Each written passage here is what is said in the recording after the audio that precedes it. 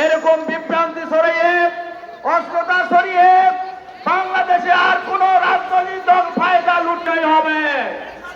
আমরা আপনাদেরকে স্পষ্ট করে বলতে চাই, যারা আমাদের হারিয়ে চেষ্টা করছেন, নেকা খুলে দিচ্ছেন, বৃদ্ধ মায়ের পেটে লাথি, কোন নারী হেনস্থাকারীকে 12 তারিখের নির্বাচনে আমরা বেতনকারীদেরকে লাল কার্ড দেখাবো ইনশাআল্লাহ।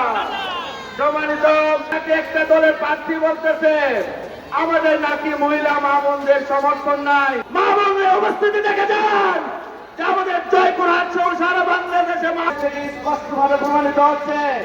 জয়পুরহাট সহ সারা বাংলাদেশে তবে অংশগ্রহণের জন্য ধন্যবাদ জানিয়ে আমি আমার সংক্ষিপ্ত কথা, বাংলাদেশ জামাত ইসলামী জিন্দাবাদ, দাঁড়িপাল্লা মার্কা জিন্দাবাদ, দাঁড়িপাল্লা। এবার উপস্থিতি এ পর্যায়ে বক্তব্য রাখছেন বাংলাদেশ জামাত।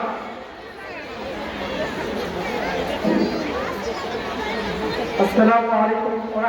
জয়পুরহাট জামাতের জেলা জামাতের সময় জামাত মনোনীত প্রার্থী জনাব মাহফুজুর রহমান সংগ্রামী সেক্রেটারি জনাব গোলাম কুরিয়া মন্ডল ভাই, আমরা দীর্ঘদিনের অপেক্ষায় ছিলাম সেই রাসূলের প্রতি সকলের উপস্থিতি। আমরা একটি ক্রান্তিকাল পার করতেছি বাংলাদেশে।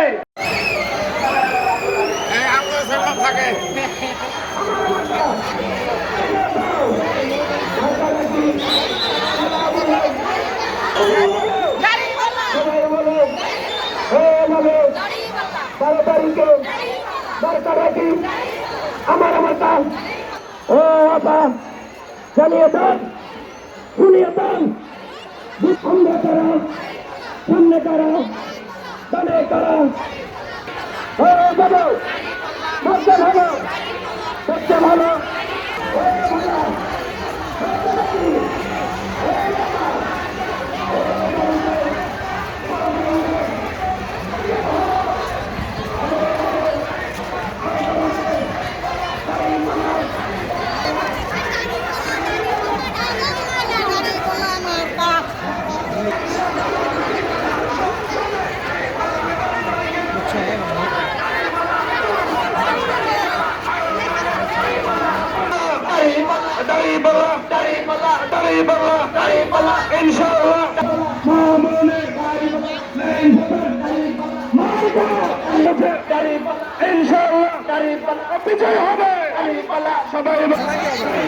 না না